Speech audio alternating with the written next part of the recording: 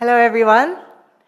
Good evening to our distinguished guests, ASEAN Secretary General Dr. Kau Kim Horn, Ambassador Ong Keng Yong, Executive Deputy Chairman of RSIS NTU, Ambassador Raina Lee, Chairman of the CIL Governing Board, Professor Tommy Koh, Chairperson of the CIL International Advisory Panel, Justices, Directors General, Ambassadors, Heads of Diplomatic Missions, High Commissioners, Your Excellencies, ladies and gentlemen. A very warm welcome to the CIL NUS ASEAN Distinguished Lecture 2025. We are delighted to have so many of you come today. This is our largest distinguished lecture ever. We are most honored to have this year's lecture, ASEAN, a Bright Spot in a Darkening World, be delivered by the ASEAN Secretary General, His Excellency Dr. Kau Kim Horn, and have Ambassador Ong Keng Yong as the chairing moderator. The Director of CIL, Dr. Nilofer Oral, sends her regards that she is not able to join us here today. She has recorded her opening remarks to welcome everyone to this distinguished lecture, which we will now play on the screen. Greetings to all of you. Secretary General of ASEAN, Dr. Kau Kim Horn, Ambassador Ong Keng Yong, Ambassador Raina Lee, Heads of Diplomatic Missions, Your Excellencies, distinguished officials, academics, and guests who are with us today. My sincerest apologies that I cannot join you in person today and attend what will be a very important and stimulating lecture. CIL is greatly honored and delighted to welcome the ASEAN Secretary General for our annual ASEAN Distinguished Lecture. Dr. Kau is an eminent leader, diplomat, and an academic from Cambodia. In his generation, he is a keystone of ASEAN cooperation and the development of the Cambodia and the Southeast Asian region.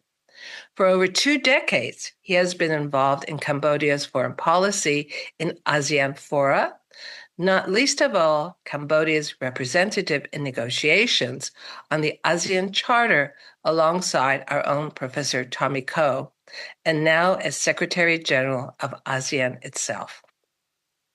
The study of ASEAN has been a pillar of CIL's work since its founding in 2009 under the leadership of Professors S. Jayakumar and Tommy Koh, who are firm believers in the pivotal role of ASEAN as a regional organization and contributor to the global order.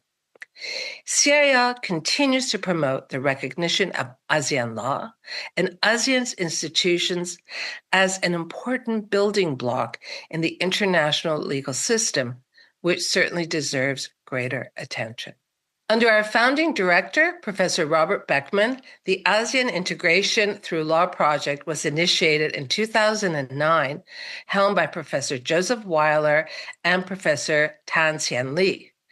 The project convened over 80 leading academics from Southeast Asia and internationally and commissioned an impressive series of groundbreaking theoretical and comparative legal studies on various aspects of ASEAN's integration, producing 19 books with Cambridge University Press designed to serve as foundational studies for further research on ASEAN's regional integration. CIL also supported the publication of Professor Walter Woon's commentary on the ASEAN Charter in 2015, and it remains the only comprehensive legal commentary on ASEAN's constitutional document and a continuing reference for officials and academics. In short, the ASEAN Law and Policy Program is one of the jewels in CIL's crown under the leadership of Professor Hsien Lee and Weiler. The foresight of this program is all the more evident in these times of changing geopolitical landscape. This lecture this evening is held in conjunction with the ASEAN Law and Policy Academy, CIL's flagship training program on ASEAN that brings together officials, academics, and experts in the region since 2018, collectively deepening our understanding of this organization, this region, and its institutions, including the integration project. The Academy would not be possible without the very important and generous support of the Singapore Ministry of Law and Singapore Ministry of Foreign Affairs. We are very proud to have the 2025 cohort of the Academy present at this lecture. I now leave you in the excellent hands of Ambassador Ong Keng Yong, who, among his many illustrious achievements, is himself a former Secretary General of ASEAN.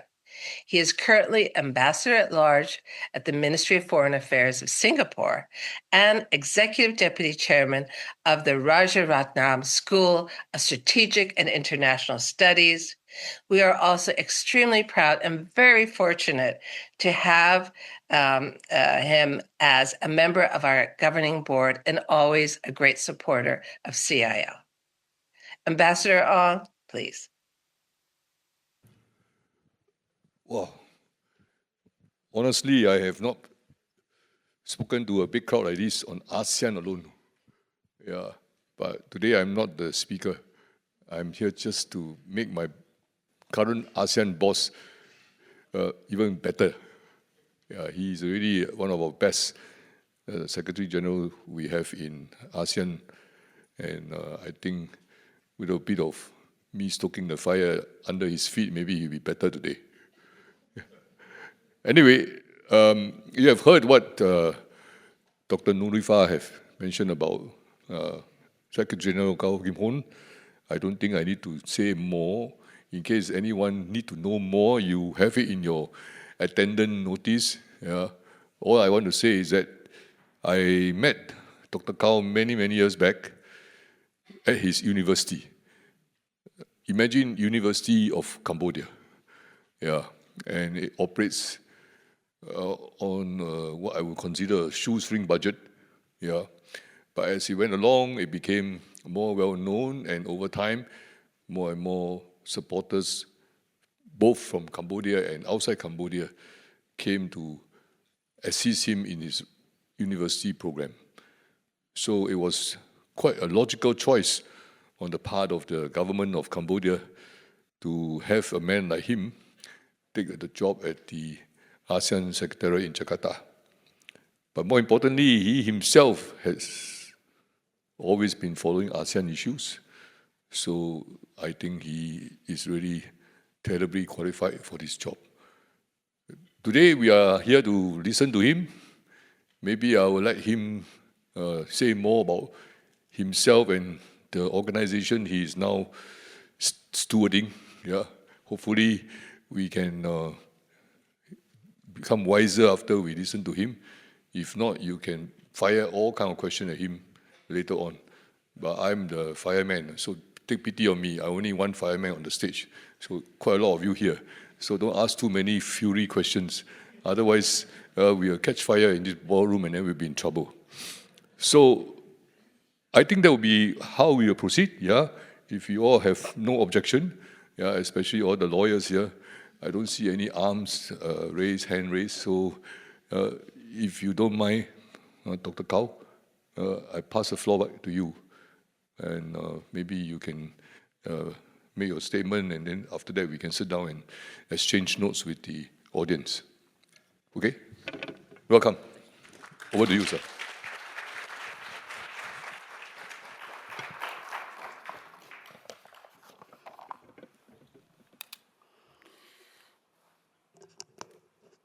Thank you very much, Ambassador Ong Keng Yong, for this generous introduction.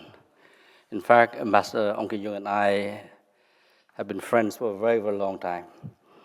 But again, he's almost like my guru. Well, all protocols are observed. Professor Joseph Wheeler, co-director of CIL ASEAN Law and Policy Academy, Associate Professor Dr. Tan Sin Lee, co-director of the CIL ASEAN Law and Policy Academy. I see Ambassador Ong Keng Yong, distinguished chair, moderator, and member of the CIL Governing Board, Ambassador Tommy Ko, Excellencies, member of the Diplomatic Corps, Excellencies, distinguished guests, ladies and gentlemen. First and foremost, I wish to express my sincere appreciation to CIL and US for extending this gracious invitation to deliver the CIL and US ASEAN Distinguished Lecture as part of this year's ASEAN Law and Policy Academy. It is indeed an honor to address you today on a topic that is both crucial and timely, one that reflects the reality of our increasingly volatile and dangerous world. It is also especially fitting that we gather in this setting to recognize the crucial role of academic institutions like CIL and US in deepening our understanding of ASEAN, not as a static organization, but as a living, evolving project of regional cooperation.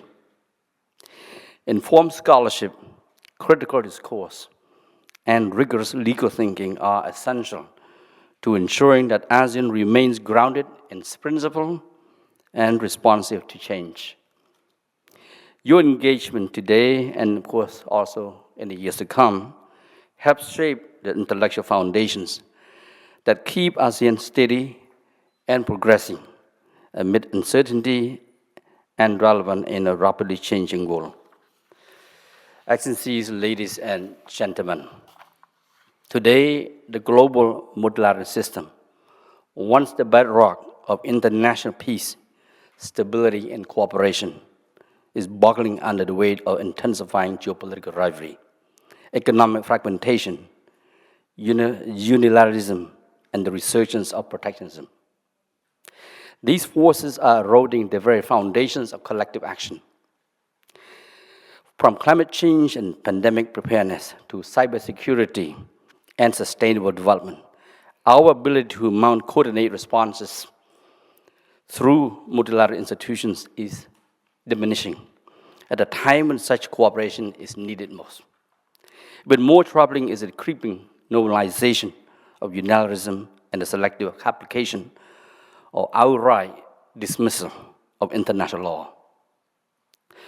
When states choose expediency over principle and self-interest over shared rules, we inch closer to a world where might makes right and the days of gunboat diplomacy. This sets a dangerous precedent, undermining the rules-based order and fueling destructive zero-sum game competition that impairs global peace, stability, and shared prosperity.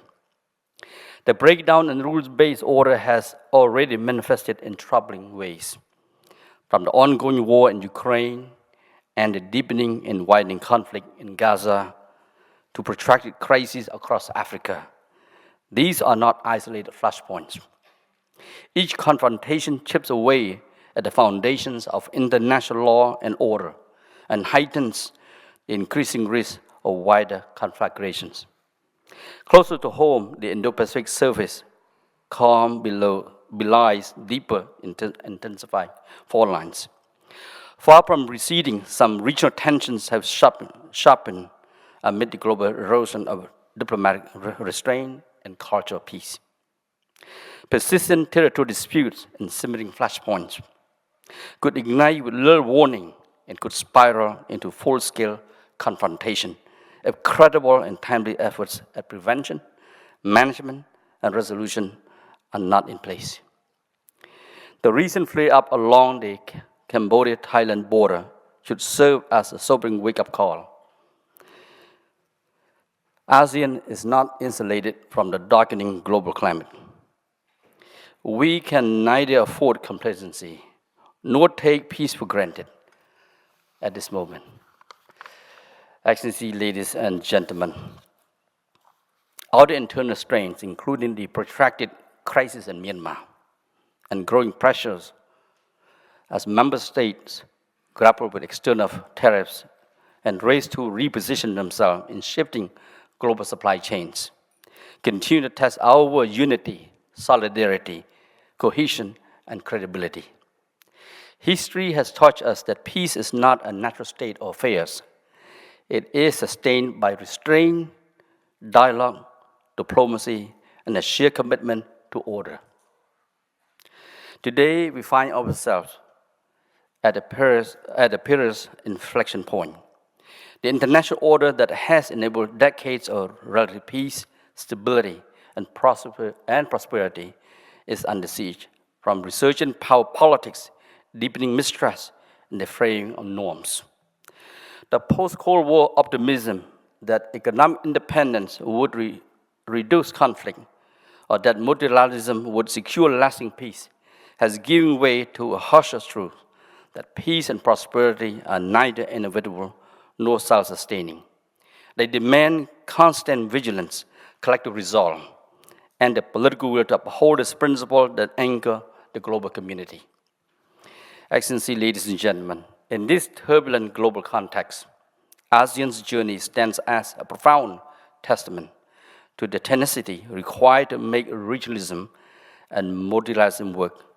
From 5 founding members in 1967 to 10 before the 10th century, and soon 11, ASEAN has brought together all Southeast Asian nations into a single regional community, bound by a shared commitment to peace, dialogue, diplomacy, and collective progress.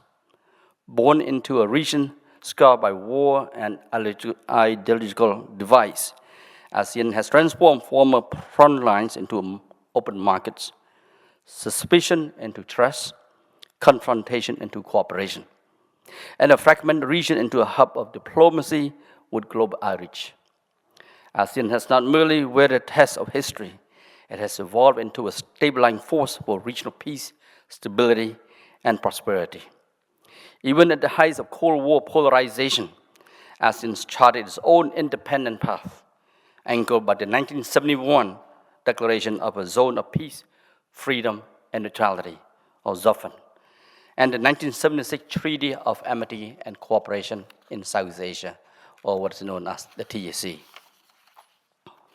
These instruments codify key principles: neutrality, peaceful dispute resolution, and regional solidarity that continue to anchor ASEAN's diplomacy and identity today. ASEAN's ability to socialize external powers into its normative framework has deepened over time. The second protocol amending the TAC in 1998, which allows accession by non-Southeast Asian states, catalyzed a wave of accession to the treaty. Today, 57 countries have joined the TAC as the high contracting parties, with more in line. This reflects not only the enduring relevance and significance of ASEAN's principle, but also its standing as one of the world's few stable multilateral platforms. These values have been further embedded in ASEAN-led mechanisms involving external partners, including the ASEAN +1 framework with individual dialogue partners, the ASEAN Regional Forum, the ASEAN +3, the ECA Summit, and the ASEAN Defense Ministers Meeting Plus. Through this platform, where regional and global powers engage in regular dialogue, constant consultations, and practical cooperation, ASEAN has enabled diplomacy to take root and flourish, fostering mutual trust, mutual respect, mutual restraint, and sustaining habits of cooperation to address many issues of common interest and concern. ASEAN's diplomatic magnetism is evident in the growing numbers of external parties seeking formal partnership with the grouping. ASEAN currently maintains relations with 11 dialogue partners, 8 sectoral dialogue partners, and 6 development partners, hailing from all 5 continents. Many are now pursuing elevation to comprehensive strategic partnership status, attesting to ASEAN's important role in their regional strategies, and its enduring relevance in a rapidly evolving geopolitical landscape. In fact, today we have 96 countries, in addition to the 10 ASEAN member states, that have accredited their ambassadors to ASEAN. As great power rivalry deepened, ASEAN leaders adopted the ASEAN Outlook on the Indo-Pacific, AOIP, in 2019 to assert ASEAN's strategic autonomy and the regional's commitment to inclusive, rules-based cooperation. The AOIP has earned strong support from major dialogue partners who now recognize the outlook as a key framework for regional cooperation and engagement. Anchored in 4 priority areas, namely maritime cooperation, connectivity, the UN Sustainable Development Goals, SDG, and economic collaboration, the AOIP underscores a clear reality. Even amid geopolitical tension, shared challenges and overlapping interests create a space for constructive cooperation, and ASEAN has positioned itself to lead that effort. As you see, ladies and gentlemen, ASEAN's credibility as a force for peace and cooperation has not only enhanced its geopolitical relevance, it has also reinforced its position as a cornerstone of regional economic success. Deepening regional integration and sustained economic growth over many decades have propelled ASEAN to become the world's 5th largest economy today, and on track to become the 4th largest by 2030. This economic ascendancy is underpinned by remarkable progress and resilience. In 2023, while global investment flows declined, ASEAN attracted a record of $230 billion in foreign direct investment. This counter-cyclical momentum speaks volumes about ASEAN's enduring value as a stable investment destination and as a dynamic growth engine. Further affirming its centrality in the global economic architecture, ASEAN was instrumental in initiating and concluding the Regional Comprehensive Economic Partnership, CEP, the world's largest free trade agreement. Also exemplifies ASEAN's capacity to convene a diverse set of economies and to act as a bulwark against rising protectionism and economic fragmentation. In fact, there is a proposal now to convene the 5th RCEP summit back-to-back with the 47th ASEAN summit in October this year. The ASEAN region is also recalibrating its growth model in response to global headwinds, recognizing the backlash against globalization, widening inequality, and societal polarization that are surging in many parts of the world.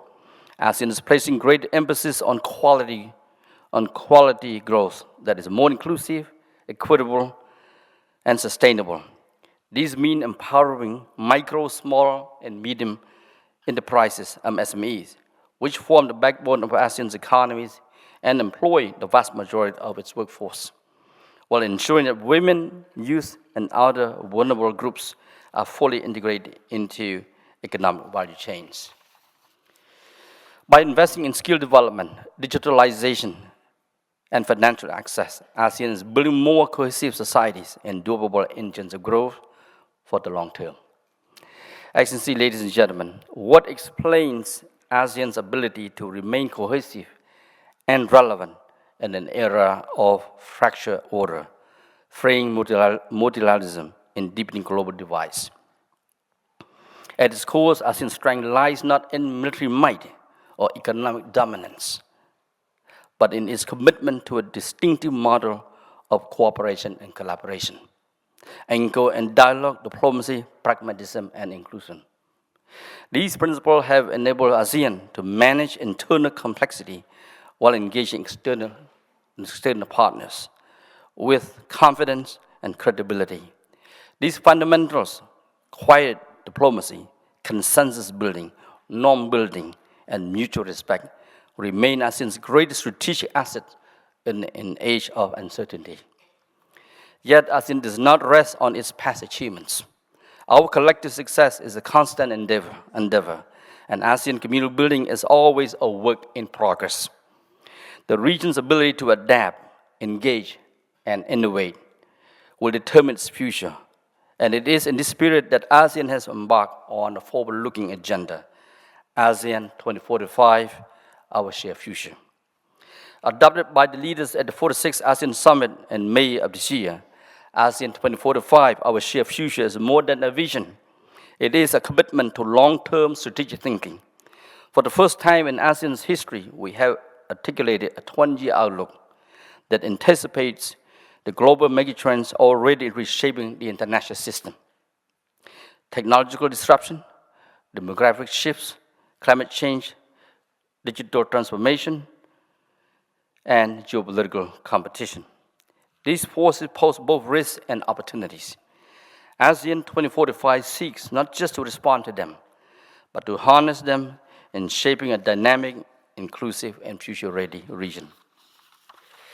Guided by the ASEAN Community Vision 2045 and 4 accompanying strategic plans, covering political security, economic, social, cultural, and connectivity dimensions. This bold and overarching framework is designed to future-proof our region. It reflects ASEAN's bold determination to strengthen resilience and deepen integration so as to maintain its role as a proactive architect of regional peace, stability, and prosperity. Excellencies, ladies and gentlemen, in an era where the multilateral system is under unprecedented strain, ASEAN's enduring commitment to rule-based cooperation and open regionalism has never been more critical. We will continue to champion inclusive development, respect for international law, and peaceful dispute resolution for our region's peace, stability, and progress. In doing so, ASEAN offers a clear counterpoint to the rising tides of unilateralism, fragmentation, and protectionism. Our record, built on consensus, diplomacy, pragmatism, and partnership, demonstrates that cooperation is the real source of strength, collective strength, and resilience. The path ahead will not be easy and without any challenges. As the recent tension between member states reminds us, peace is not a given, and it is not to be taken for granted. It is an achievement that must be continuously renewed through concerted efforts, patience, vigilance, and political will. It also demands trust built over time, tested in moments of strain, and sustained by a shared commitment to dialogue, diplomacy, and a culture of peace, and the exercise of restraint. Even in times of difficulty, we do not abandon our faith in the power of diplomacy and a culture of dialogue, and a sense of shared purpose. That is the ASEAN way, and it remains a source of light in an increasingly uncertain and polarized world today. As Winston Churchill once said during his humanity's darkest hour, and I quote, "Success is not final, failure is not fatal. It is the courage to continue that counts," end quote. That same spirit of perseverance, patience, and diplomacy has defined ASEAN's journey from its turbulent beginnings to the dynamic community that it is today. Excellency, ladies and gentlemen, let us then move forward with clarity of purpose, courage of conviction, confidence and trust in the ASEAN spirit. In these uncertain times, we will redouble our efforts to ensure that ASEAN remains steadily and resolutely a bright beacon in the darkened world. I thank you.